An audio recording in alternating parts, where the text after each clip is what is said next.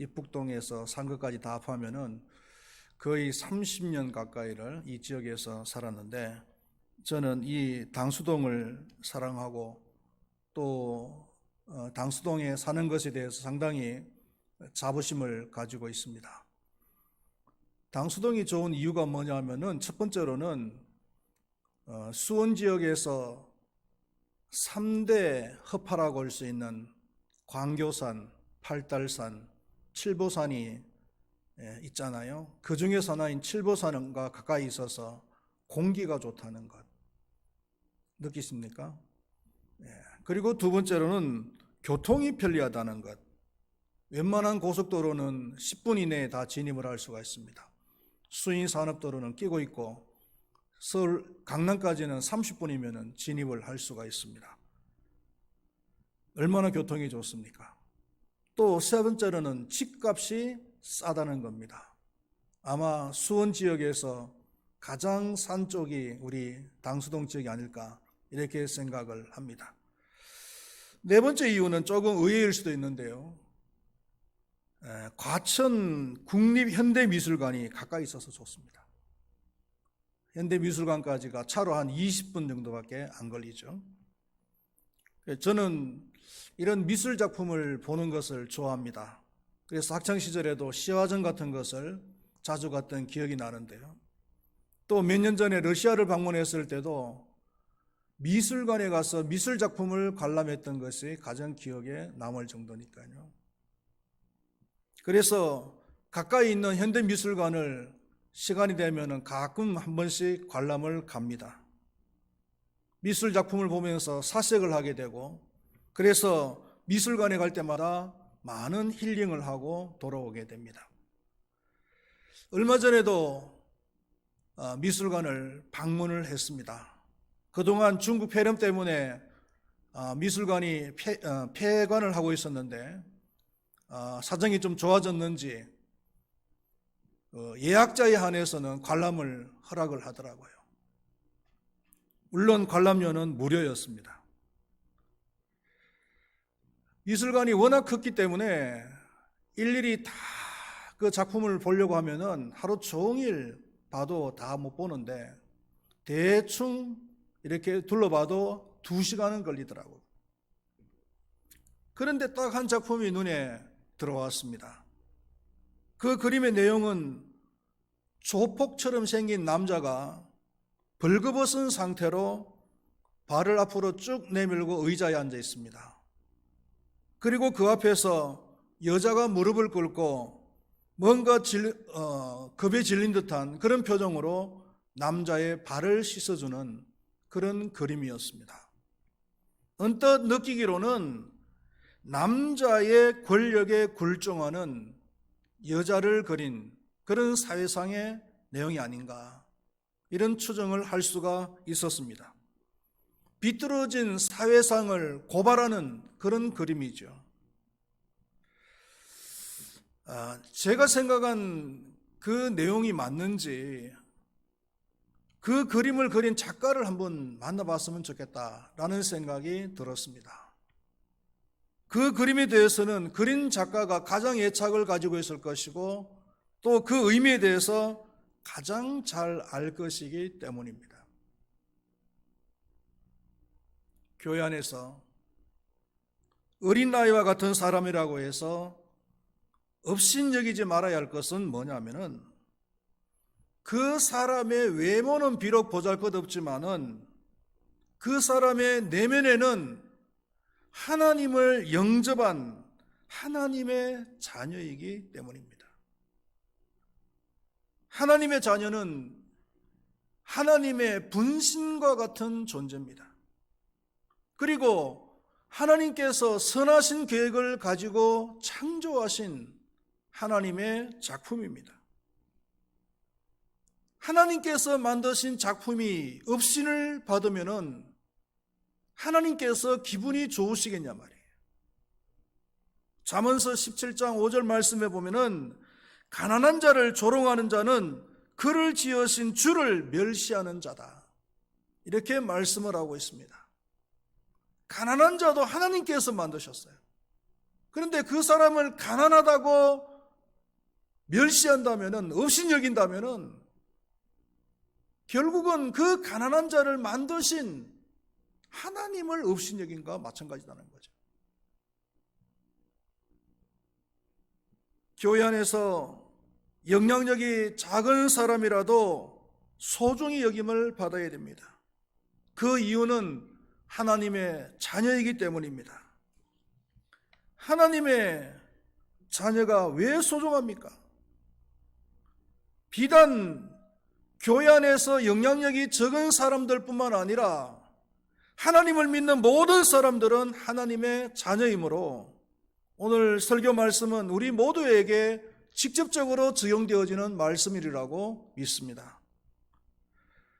하나님의 자녀들이 소중한 이유, 첫 번째로는 오늘 봉독한 10절 말씀에 보니까 천사들이 보호하기 때문이다 라고 말씀을 하고 있습니다. 삼가 이 작은 자 중에 하나도 업신여기지 말라. 너희에게 말하노니 그들의 천사들이 하늘에서 하늘에 계신 내 아버지의 얼굴을 항상 배움느니라. 이렇게 말씀을 하고 있습니다. 천사는 있습니다. 성경에서는 천사에 대해서 많이 언급을 하고 있습니다. 특별히 히브리서 1장 14절 말씀에 보면은 모든 천사들은 섬기는 영으로서 구원받을 상속자들을 위하여 섬기라고 보내심이 아니냐라고 말씀을 하고 있습니다. 천사들은 구원받은 사람들을 보호하고 섬기라고 보냄을 받은 존재들이라는 겁니다. 우리는 천사의 존재에 대해서는 분명히 믿되 그 천사를 숭배하는, 숭상하는 일을 해서는 안 되는 것입니다. 하나님께서 천사를 우리에게 보내신 이유는 우리를 섬기고 우리를 보호하라고 보내셨다는 겁니다. 사도행전 12장 8절 말씀에 보면은 베드로가 전도를 하다가 깊은 감옥에 갇히는 일이 벌어집니다. 간수들이 2, 3중으로 지키고 있는데 밤중에 천사가 나타났습니다. 천사가 이르되 띠를 띠고 신을 신으라 하거늘 베드로가 그대로 하니 천사가 또 이르되 겉옷을 입고 따라오라는데 베드로가 나와서 따라갈새 천사가 하는 것이 생수인 줄 알지 못하고 환상을 보는가 하니라. 너무나 신기하니까 이 베드로가 꿈인가 생시인가 헷갈리더라는 거예요. 그리고 이에 첫째와 둘째 파수를 지나 시내로 통한 세문에 이르니 문이 저절로 열리는지라. 나와서 한 거리를 지나매 천사가 곧 떠나더라. 천사가 나타나서 감옥에 갇힌 그 베드로를 구출해 준 내용입니다. 예수님께서 부활하셨을 때도 천사가 나타나셨고, 그리고 예수님께서 성천하실 때에도 천사가 나타났습니다. 올라가실 때에 제자들이 자세히 하늘을 쳐다보고 있는데 흰옷 입은 두 사람이 그들 곁에 서서 이르되 갈릴리 사람들아 어찌하여 서서 하늘을 쳐다보느냐. 너희 가운데서 하늘로 올려지신 이는 하늘로 가심을 본 그대로 오시리라 하였느니라. 여기서 말하는 흰옷 입은 두 사람은 바로 천사들을 말하는 것입니다.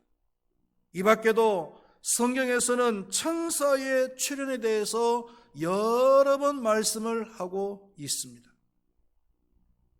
혹시 이런 간증을 들어보신 적이 없나요? 어떤 하나님을 믿는 사람이 차를 타고 가다가 교통사고가 났습니다. 차는 휴지 조각처럼 구겨졌는데 사람은 멀쩡하더라. 이런 일은 천사가 보호를 한 겁니다. 그 사람은 당연히 죽어야 될 그런 상황이었지만 천사가 보여줬기 때문에 차는 휴지 조각처럼 구겨져도 사람은 멀쩡하게 살아난 거예요. 저도 과거에 목회를 하는 중에 우리 청년 하나가 그 화물 운전을 했던 청년이 있었습니다. 얼마나 바빴던지 주일날도 제대로 못 지키고, 그래도 신앙에 양심은 있어서 그런지 화물차 앞에다가 성경책을 이렇게 놔두고, 그리고 주일날 교회 못 가는 거에 대해서 그 그 성경책을 보면서 마음의 위로를 받는 겁니다. 굉장히 미신적인 신앙이죠. 아주 약한 신앙이에요. 그나마도 그 성경책 하나 가지고서 마음의 위로를 받으려고 했던 거예요. 제가 몇 번이나 전화를 했습니다. 주일날은 꼭 예배를 드렸으면 좋겠다고. 그런데 돈 버는 게 너무 재미가 좋으니까 그 돈 버는 것을 포기하고 주일날 교회 올 수가 없어요. 1년쯤 지났을까요? 교통사고가 난 겁니다. 저 청주 쪽에서 비 오는 날 미끄러져 가지고 그냥 차선을 중앙차선을 넘어서 침범해 가지고 맞은편에 오는 차를 들이박은 거예요. 그러니까 전적으로 본인 책임이에요. 그래서 병원으로 달려갔습니다. 달려갔더니 다리 2개가 부러졌어요. 그러면서 그 청년이 목사님 감사한 게요. 자기는 죽어야 될 사람이었다는 겁니다. 차가 정면으로 들이박았는데 앞에 왕창 차가 다 부서졌다는 거예요. 다 부서졌는데 이상하게 차가 그 성경책까지만 왕창 부서지더라는 겁니다. 그 성경책을 침범했으면 자기는 죽었다. 그래서 성경책 앞까지만 딱 차가 부서지면서 자기 다리만 부러졌다. 그래서 살 수 있었다는 거예요. 제 속으로는 천사가 보호했구나. 그래도 그 마음속에 하나님을 믿는 알량한 믿음이 있으니까 하나님께서 천사를 보내서 그를 보호해 준 거예요. 하나님의 자녀들은 천사들이 인도하고 천사들이 보호해 주시는 것을 믿으시기를 바라겠습니다. 두 번째로 하나님의 자녀가 소중한 이유는 하나님께서 사랑하시기 때문이라는 겁니다. 12절에서 13절 말씀에 보면은 너희 생각엔 어떠하냐? 만일 어떤 사람이 양 100마리가 있는데 그 중에 하나가 길을 잃으면 그 99마리를 산에 두고 가서 길 잃은 양을 찾지 않겠느냐? 진실로 너희에게 이르노니 만일 찾으면 길을 잃지 아니한 99마리보다 이것을 더 기뻐하리라. 오늘 이 본문 말씀 속에서 우리는 하나님께서 우리 하나님의 자녀들을 얼마나 사랑하시는가 하는 것을 우리가 찾아볼 수 있습니다. 첫 번째로는 하나님의 자녀들을 하나님께서는 용서해 주신다는 거예요. 양이 길을 잃어버렸어요. 누구의 잘못일까요? 목자의 잘못이 아니라 양이 잘못한 거예요. 분명히 목자가 가지 말라고 한 길을 갔거나 잘못된 길을 갔거나 아니면은 목자가 하지 말라고 한 잘못된 행동을 했던 거예요. 그래서 이 양은 길을 잃어버리고 시험에 든 거예요. 믿는 사람 중에서도 아주 멋있게 순종을 잘하면서 신앙생활을 하는 사람이 있는가 하면은 반대로 지 멋대로 신앙생활하는 사람이 있어요. 교회를 다니면서도 하지 말란 것 하고 또 가지 말란 것 다 들락거리면서 신앙생활하는 거예요.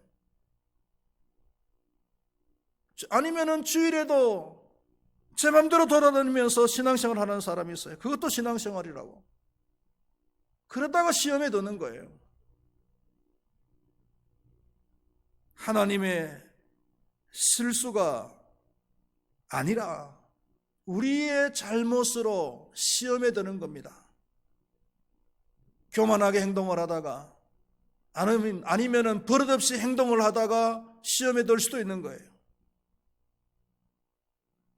그러나 희망적인 것이 뭐냐 하면은 오늘 본문 말씀에 보면은 목자는 길을 잃은 그 양의 실수에 대해서 일체 언급을 하지 않는다는 거예요. 하나님의 관심이 어디에 있는가를 우리가 알게 되는 거예요. 하나님의 관심은 우리의 잘못을 책망하고 정죄하고 심판하는 데 있지 않다는 겁니다.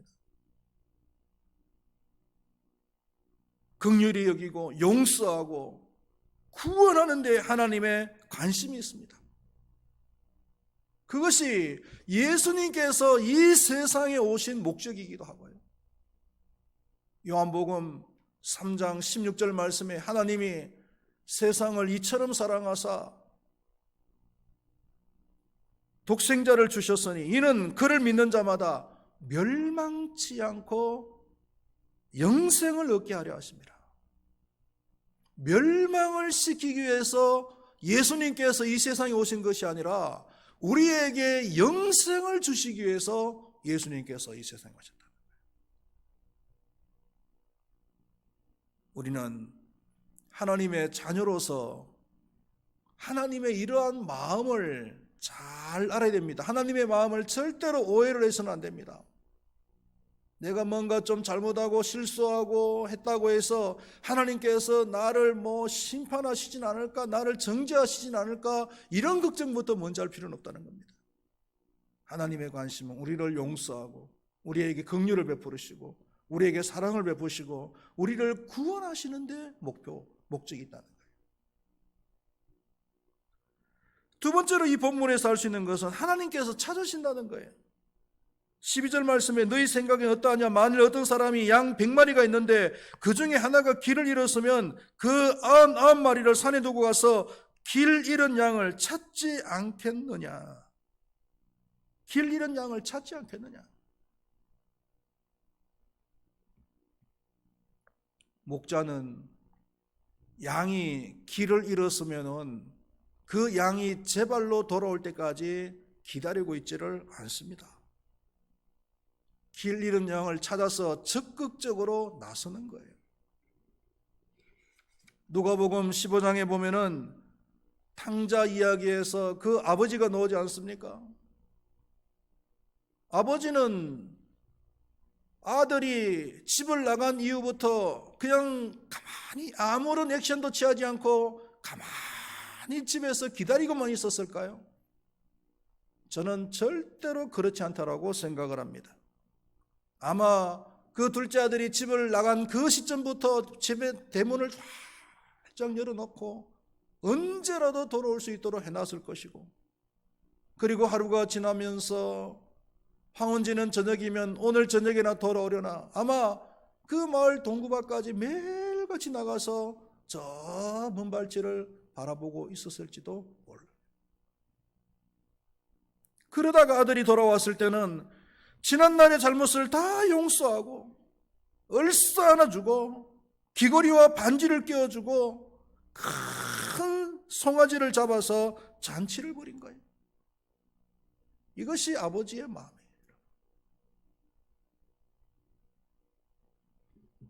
죄인에는요 두 종류의 죄인이 있습니다.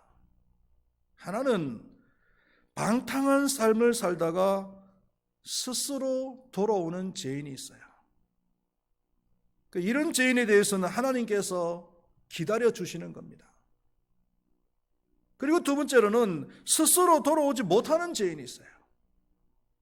하나님께서는 다 아십니다.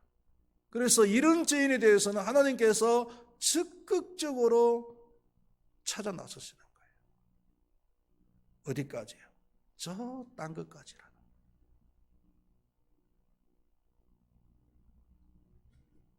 하나님은 찾아 나서신다는 거.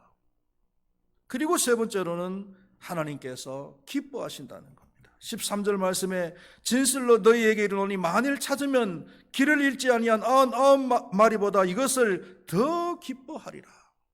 이렇게 말씀을 하고 있습니다.